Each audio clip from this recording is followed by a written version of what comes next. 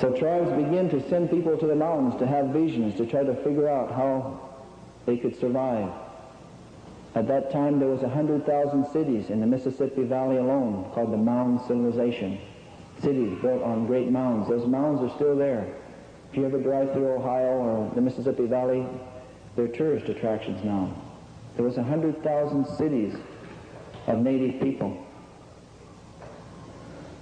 And they were wondering how they could survive. And they began to try to learn to live off the land because they knew a hard time was going to come. They began to send people to have visions to see how we could survive this time. People came on the East Coast and they went across this land to the east, and we were told in the prophecies that we should try to remind all the people that would come here of the sacredness of all things. And if we could do that, there would be peace on earth. But if we did not do that, when the roads went clear from east to west, and when the other races or colors of the earth had walked clear across this land, if by that time we had not come together as a human family, the Great Spirit would grab the earth with his hand and shake it. And so if you read the treaty negotiations from Red Jacket of the Six Nations on the east coast of this land, clear to Chief Joseph and Chief Seattle on the west coast of this land, they all said the same thing. Chief Joseph said, I accord you the right, and I hope that you accord me the right to live in this land. We always were trying to live together. But instead of living together, you all know there was separation, there was segregation. They separated the races, they separated the Indians, and they separated the blacks. In the state of Washington, it was against the law for an Asian to marry a white person. Up until not too long ago, there was separation.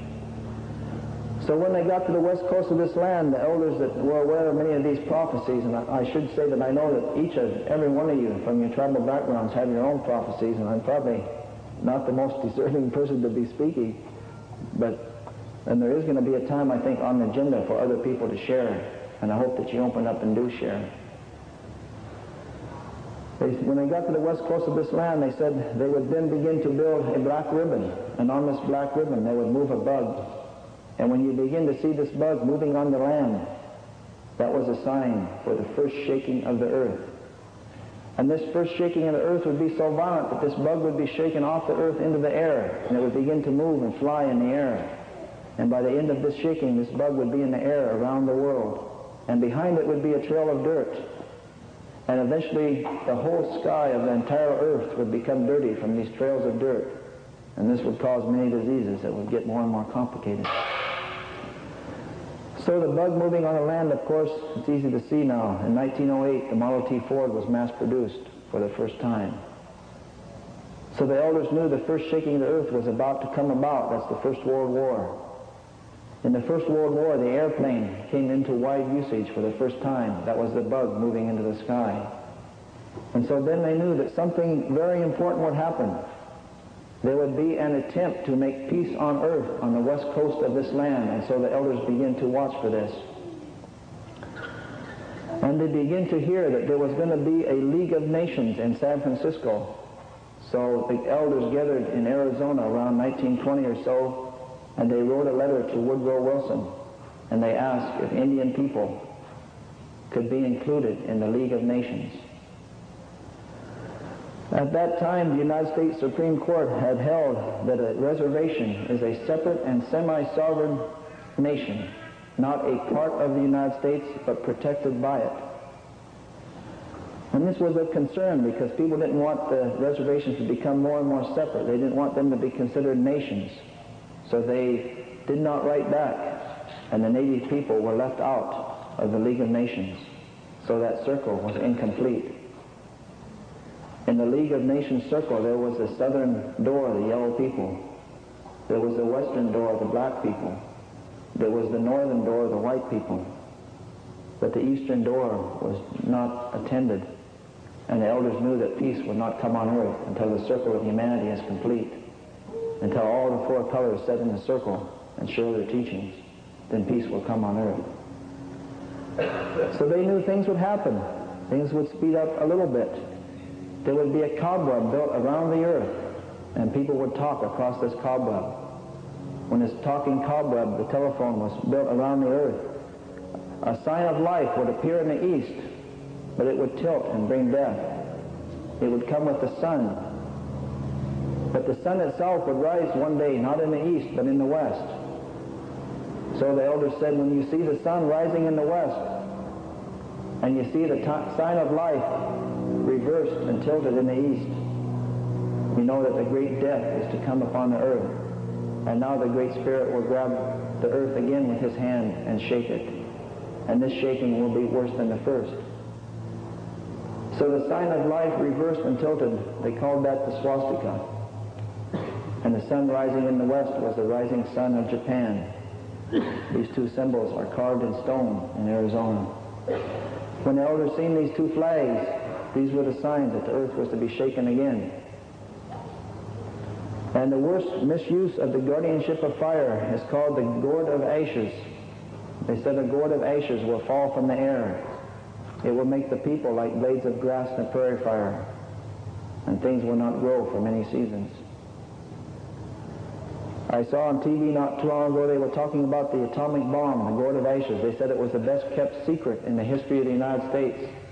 The elders wanted to speak about it in 1920 at the League of Nations. They would have spoken of it and foretold its coming if they could have entered into the League of Nations. The elders tried to contact President Roosevelt and ask him not to use the gourd of ashes because it would have great effects upon the earth and eventually cause an even greater destruction in the third shaking of the earth, the Third World War. But I'll get to that in a few minutes. So they knew that after the second shaking of the earth and they saw the gourd of ashes fall from the sky, they knew then they would be trying to make peace on the other side of this land. And because the peace attempt on the west coast had failed, they would build a special house on the east coast of this Turtle Island, North America. And all the nations and the peoples would come to this house, and it would be called the House of Mica. It would shine like the mica on the desert shines. So the elders began to see they were building the United Nations made out of glass that reflects like the mica on the desert. So they knew this is the House of Mica, and all the peoples of the earth should go to it. So they met and talked about this. They said that in 1920s they had written and they had not been responded to, so this time they said we better go to the front door of the House of Mica because things might get a lot worse. So elders representing a number of tribes, I believe, drove to New York City. When the United Nations opened, they went to the front door of the House of Mica. And they said these words, we represent the indigenous people of North America and we wish to address the nations of the earth. And they said we're going to give you 4 days to consider whether or not we will be allowed to speak. And they retreated to one of the Six Nations reserves in New York State. The Six Nations reserves are the keepers of the great law of peace of the prophet that appeared here in North America, Daganawida. And this great law of peace is still recited. It takes 4 days between sunrise and noon each year in Indian by memory. It's recited about this time of year. 4 days later they came back, and I believe the nations of the earth, they heard that the Indians had come to the door, and they voted to let the Indians in. They wanted to hear what they had to say. But the United States is one of 5 nations, and the United Nations with a veto power, and still they were concerned because this time the native sovereignty was even stronger. And I believe they vetoed the entrance of the native people. So then they knew other things would happen on the earth, and the United Nations would not bring peace on earth, but there would be continuing and deepening confusion, and that the little wars would get worse. So they retreated to the Six Nations Reserve, and they talked about this, and they said the time is really getting close now, 1949. They said we're going to divide the United States into 4 sections, and each year we're going to have a gathering, and we're going to call these the White Roots of Peace gatherings. They begin to have these around 1950. And they authorized certain men to speak in English for the first time about these prophecies. One that I used to listen to many times over and over was Thomas Benyaka. He was a Hopi. He is a Hopi man. I believe he's still living. Who was authorized to speak in English about